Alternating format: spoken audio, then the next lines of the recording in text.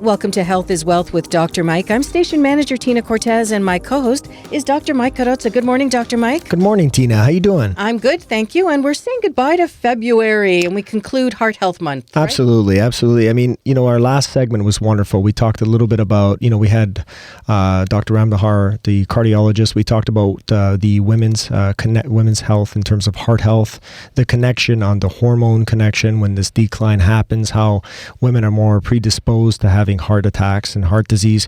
I want to talk a little bit more about this, because February, of course, we're still in it. It's almost gone, but not yet. And we want to really talk about the role of estrogen. And, I've been getting some emails and we've been asked some questions from our listeners just to talk a little bit about this. So before we move on to sort of the hormone connection, we really want to talk about, the role of estrogen, how it's protective. In our last segment, of course, we mentioned this a little bit, but, when the hormone starts declining, this is what happens when women actually become more at risk. So the estrogen effect actually becomes protective for a lot of our listeners out there. And then while having this, for example, if a female actually has something like diabetes, as well as being premenopausal, then of course that cancels each other out. So then that risk factor becomes a little bit greater. And so when you have a menopausal female who has diabetes and actually has no more estrogen, it's like a double whammy. Yikes, yeah. Yeah, so it becomes a little bit concerning. So I mean, you have some issues when menopause kicks in for some females, and so the question I get a lot in practice is, when does this happen? Mm-hmm. Like, what age does this happen? And really, there's really no set age. I was just with a patient yesterday in my office, and 37-year-old female, and you never think that maybe perimenopausal is on its way, but it starts kicking in a little earlier now. We're seeing it a little bit more earlier now, for sure. In practice, I'm seeing this, and I think a lot of other practitioners are as well. Now, are there signs or symptoms then to look for? Yeah, I mean, it's so whenever your menstrual cycle starts changing and you start seeing a little bit of differences happen in that maybe the duration of your menstrual flow or the length of your flow, or if there's spotting between, these are sort of changes that happen, or maybe even if you miss a period or two. So this is a big concern that happens. And then one very common symptom, which we speak about a lot, is the hot flashes.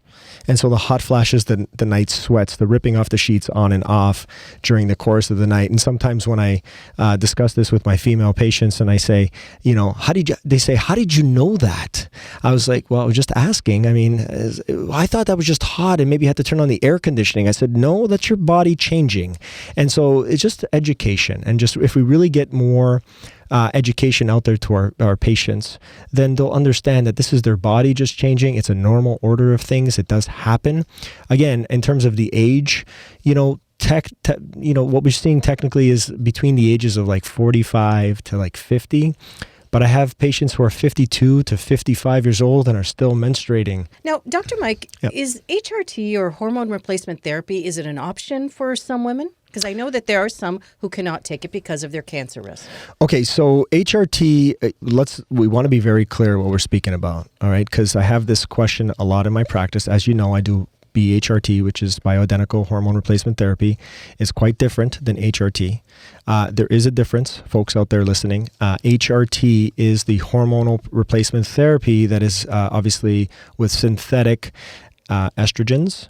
And this actually can cause a lot of risk factors, and obviously a major one is predisposing patients to cancer risks.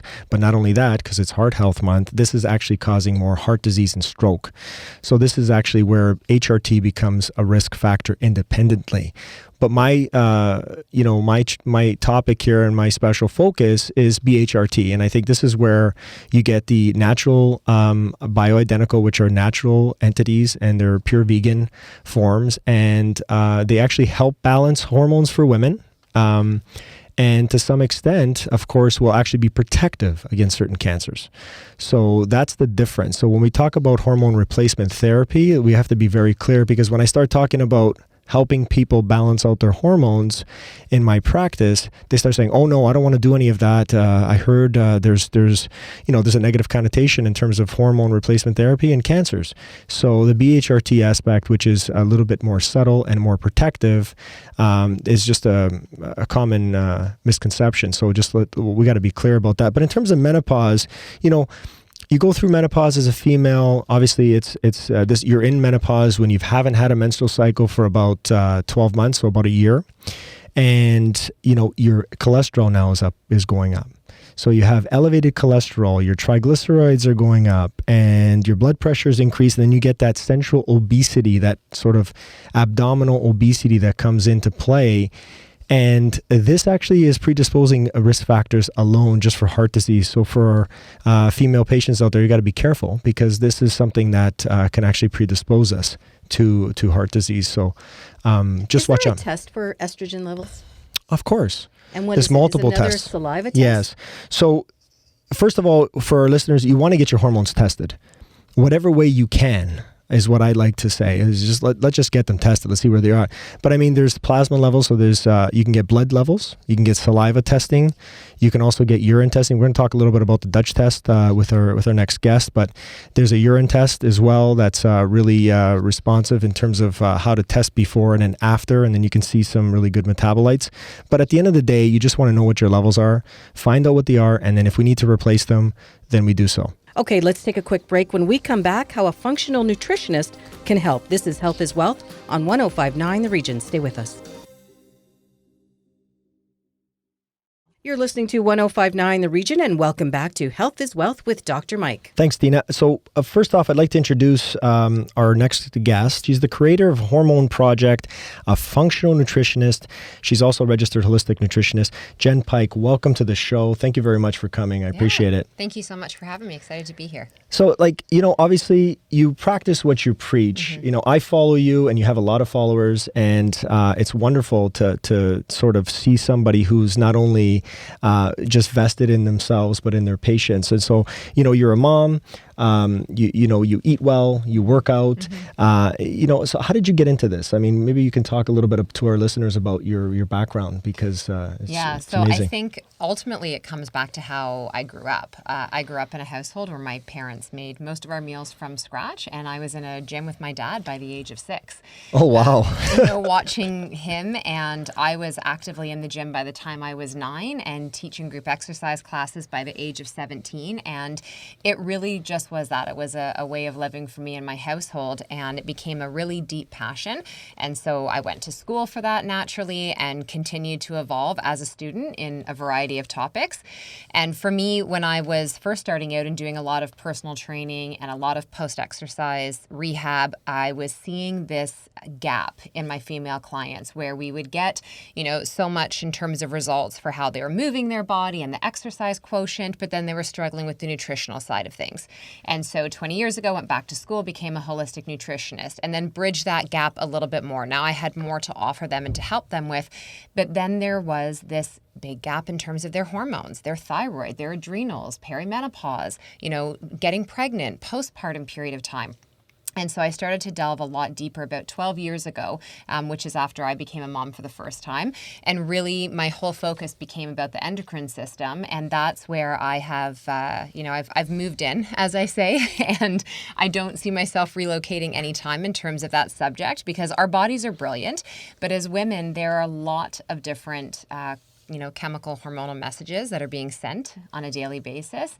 And none of us were taught this. My oldest I'm raising a 13-year-old and an 11-year-old. And when, my oldest came home after grade 5 health class and taught me what she taught in school, I was like, this is not enough. And this is why we have such a breakdown of understanding our bodies. So for me, writing my books, creating my programs, the Hormone Project, doing what I do in my practice, I'm trying to create an education system that does not exist for women so that I can prevent these women coming into my practice in their 30s, 40s, 50s, and beyond, feeling like they've never met themselves.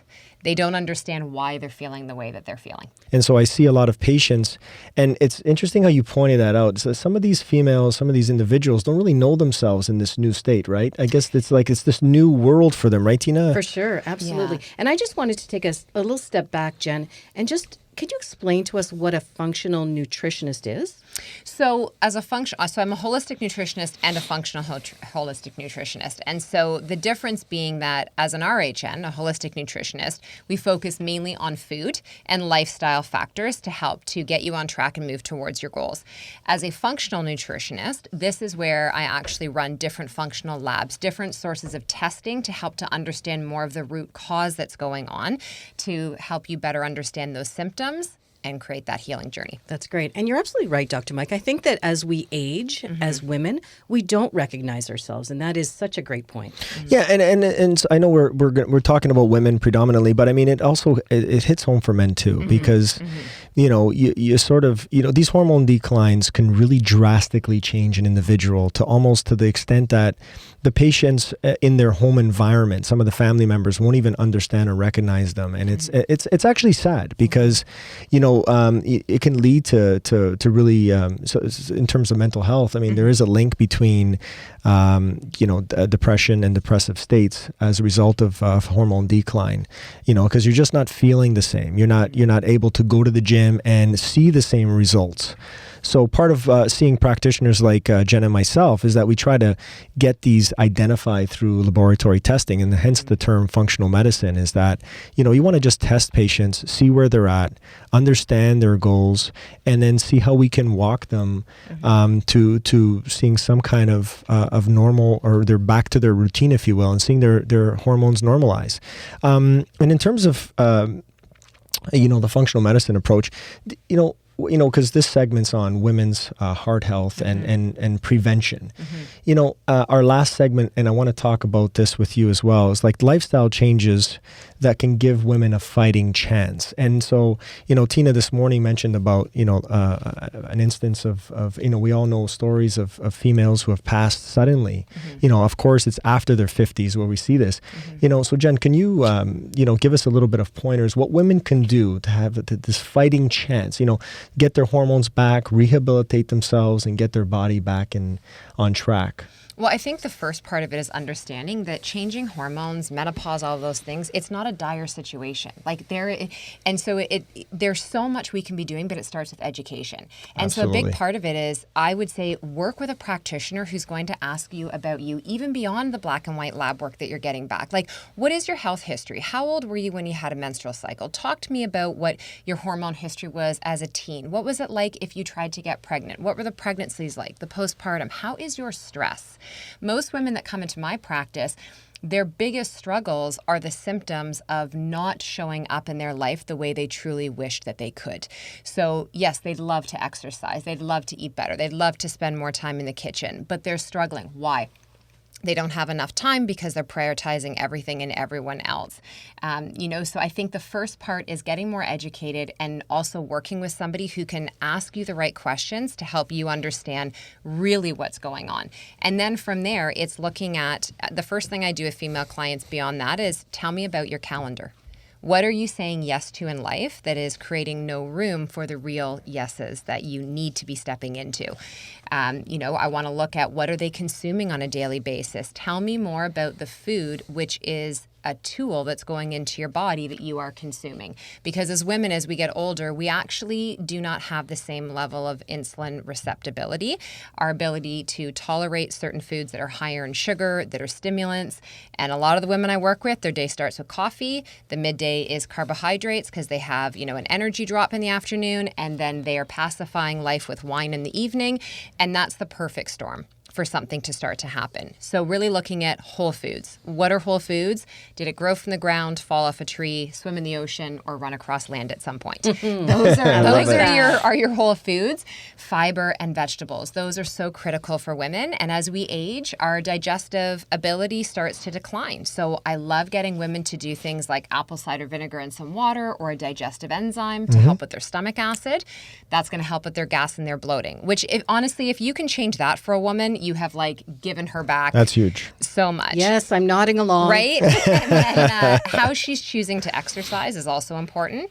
Too much, too intense, too often, not fantastic for the majority of us. So looking at more restorative practices. Walking, yoga, strength training is critical as a woman, especially as estrogen is declining. It is really important to support not only that, but your testosterone, healthy levels of DHEA, and then her sleep. How much sleep is this woman getting? Because you know this as a practitioner. If you're not sleeping, you're not healing. Yep. And every single woman who comes through my practice, they're awake between 1 and 4 a.m. almost every single night.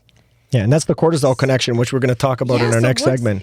So what is the solution to that? So there's no one solution. It is cortisol, it's blood sugar, it's liver health. And these are the things that aren't being talked about in, your local magazines or in a lot of your, weight loss promoting programs. It's all about the calories. And that to me is not where I would begin at all. I want to know, what is this woman's digestive system doing? Again, what's her stress? How stable is her blood sugar? If she's having highs and lows all day, she is telling me she's hangry. Oh gosh, if I don't eat, I get a headache. I'm nauseous. I'm dizzy. I want to steal other people's food. It's when she's feeling like that. I've met her. Right? At about 2 in the afternoon. Oh, yes. So blood sugar is huge. And then our liver health as a female is so critical because this is where we metabolize all of our hormones. And these are the things that don't sound as sexy to talk about, and because they seem like work. But it's not a lost cause, right? Oh my gosh, Oh, no, never. never. Never. The body has an amazing ability to heal itself. I think that's the most important part. And then if you put it in the driver's seat, or you put yourself in the driver's seat, as Jen mentioned, then we can make these changes. I mean, let's talk about some of these conditions. I mean, you have elevated, let's say, for example, a patient has elevated bad estrogens. Well, we see a lot in practice where they're more estrogen dominant and these bad estrogens are floating around, which actually are going to cause some issues, really bad ones. What can a female do, just off the top of your head, besides the things that you just mentioned, just specifically in terms of, let's talk about vegetables, cruciferous, and what diet could be so the best. vegetables, the cruciferous, like your cabbage, broccoli, cauliflower, foods that are rich in sulforaphane, these are critical because they contain compounds called indole-3-carbinol. They're also rich in calcium D-glucarate and DIM. These are foods that help to neutralize and break down these harmful estrogens to make them less toxic and to help to make them water soluble so you can actually eliminate them through your poop. That's huge. Like if you're not having daily bowel movements as a woman, again, this comes back to that digestion piece. If you aren't, detoxing daily, which means eliminating daily, you're retoxing. And those unhealthy estrogens are off-gassing in your body. That'll increase your headaches, your PMS, all of those different symptoms, breast tenderness, weight gain. And, when you're talking about excess estrogen, you can see in a woman where she actually has healthy levels of progesterone and testosterone, but her higher levels of estrogen is what makes her estrogen dominant. The other thing I would say is what products you're using.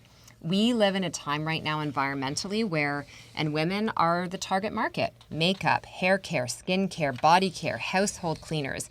Those are full of xenoestrogens. Right, which are chemical estrogens that have actually been categorized by the World Health Organization as cancer causing and contributing. Yet we are loading, the average woman is applying 12 to 20 products to her body on a daily basis containing these. Yeah, and I think society has, been a culprit a little bit on this, and I like in terms of some of the celebrities of taking initiatives to sort of say, hey, this is me, I'm makeup free and stuff, and I think it's not only good for the environment, but it's also good. But it's really important how these xenoestrogens, Tina. I think the key for our listeners is that these xenoestrogens, they do molecular mimicry, which is interesting, and it's an interesting terminology because it gets into the cells and acts like it's one of the hormones that actually should be there, and then that's where it triggers things like cancer in females and whatnot. So, I mean, a huge topic, not for just obviously for the environmental concern, but also for the actual impact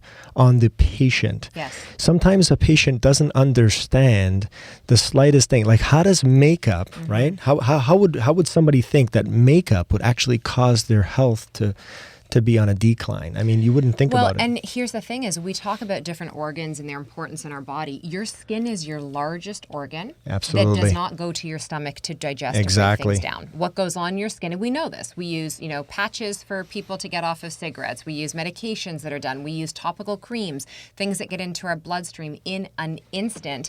We have to start to understand the impact. And there's amazing companies now that are very, conscious in terms of the ingredients they're putting in, and not just the environmental impact, but our environmental impact on our own microbiome and our body. So these are things as a woman that as you could do two options. You either do a full clean out and you just go and read the labels and get rid of it, or as you finish using something, you make the commitment that the next time you buy a product like that, it's from a better company. Absolutely. And I think when you make that commitment, and these are the individuals that are actually getting themselves well. I mean, Yes. and Jen mentioned it early on and said, sometimes you take these baby steps, right? And these are little steps that you can take that are going to make a huge impact on your overall well-being. Yeah. Right. And so, a lot of patients come into the office or our practices and they'll say, hey, get us, can you get me well? It's like, what's going on? Well, I don't know. I just don't feel right.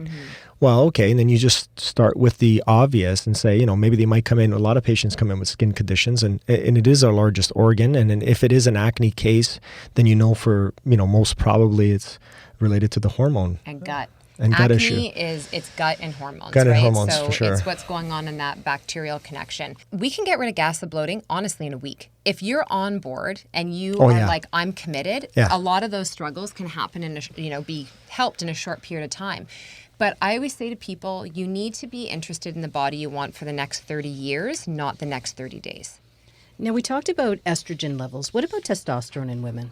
Really important. I mean, all three of our main sex hormones, progesterone, estrogen, and testosterone, are super important, and they're in a relationship together.